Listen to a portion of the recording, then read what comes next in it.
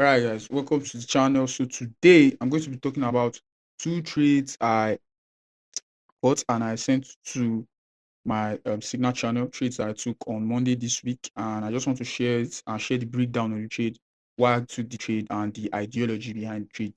So first of all, just to dive in straight into it, and let's just get to the business of today. I went to the highest time frame I look at, which is the weekly time frame, to get a top-down view of what I'm looking at in the market. So sorry, just shift it. So yeah, currently this big sell candle you are seeing here is currently this week. So today is Friday. So today was like a big sell day. So but the trade I'm talking about happened on Monday.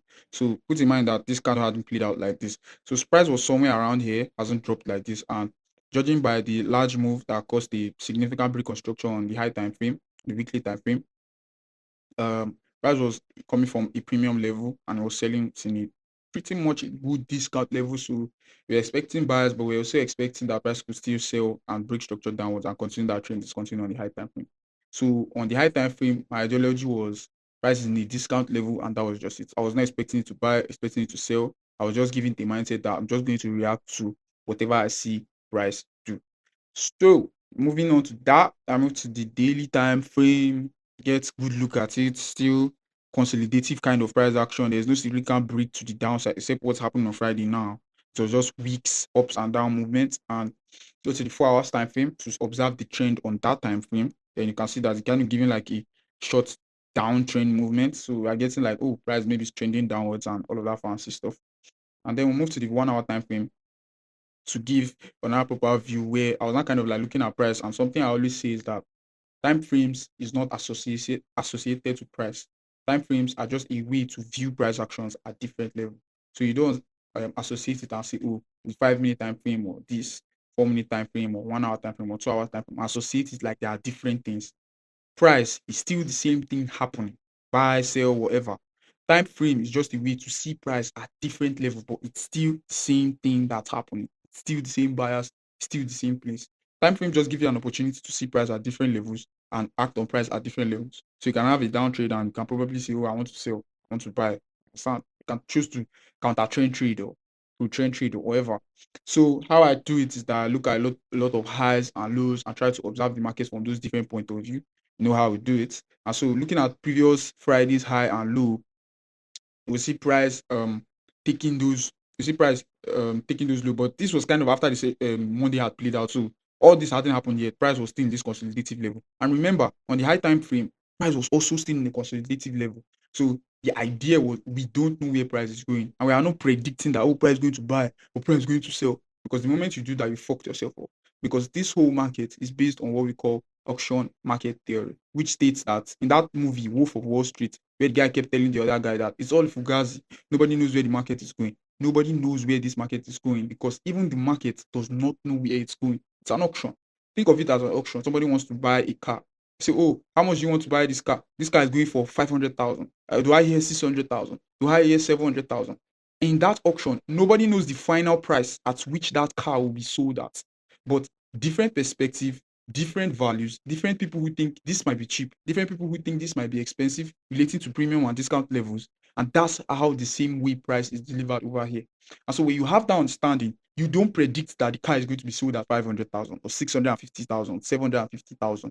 You observe the perception of the value, observe the perception of where the price is going, who's still bidding, who's still trying to get in and buy, or who's saying, oh, that's the last price I'm going to pay for this.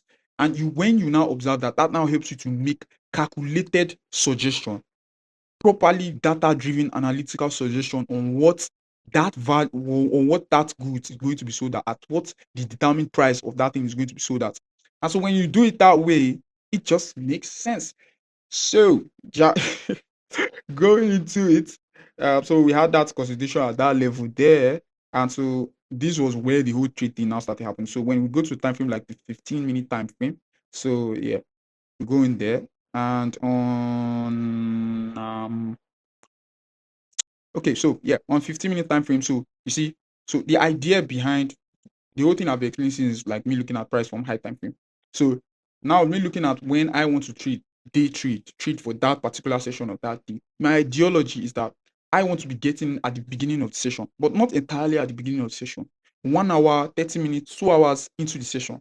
Why? Because if you think about it, the big banks, institutions, the guys who trade this market, they resume at corporate hours, which is corporate hours. That's why the London and New York session starts at those hours, different time zones, but different time at which people engage in their work. So you get that they're not just going to come into the office and start doing what they're supposed to do. So they come in, sit down, analyze, do what they're supposed to do. Then again, I've always said this: you might not know how complex and sophisticated things work, but having a simple understanding that relates to the complex and sophisticated way it works, you can be able to analyze it properly. I always use this example. If you try to tell a normal person to explain kidney transplant and you tell a doctor to explain kidney transplant, the both of them are going to be saying the same thing but in different ways. The doctor is going to be telling you, we need to do urinalysis, we need to check the blood, we need to do that before we move the kidney from this body to this body. And the normal average guy is going to say, oh, we just move the kidney from this body to this body. So it's the same explanation, it's the same understanding. But one sees it for a complex and sophisticated view because they took a whole decade to study that in school, and the other guy just hears about it on TV. So that's essentially how you relate it to the market. That some you don't or are not ever going to understand the kind of strategy that these guys use to push their positions into the market. Good and fine, you don't need to. You just need to sit long enough, understand that this is what they are doing, and just train the line in them. That's the whole idea behind SMC, smart money concepts. So essentially trying to now understand that, that's what now drives me to why I trade the way I trade. And so beginning of session, first 2 hours into session, this 8 and this all the way to 9. And you see, we entered the trade around 10 o'clock because all this time price kept consolidating. So it was giving buys, it was giving sell. It didn't really give a strong move to the downside.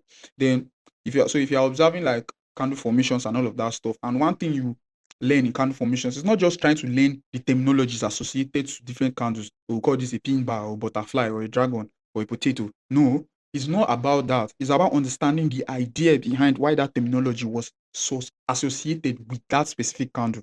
So now coming into the session, you see that price took a sell, and you see a wick there. That means buyers immediately um filled that order, immediately came for it. That means price is not yet settled.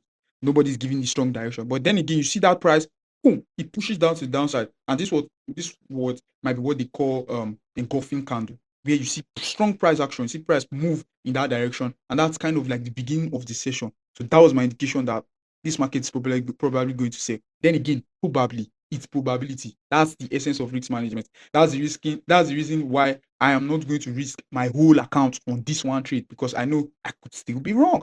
So that's the ideology, and that specific candle was what made me to the trade. So I went on 5 minutes.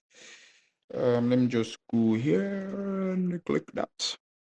So on 5 minutes, you can see price.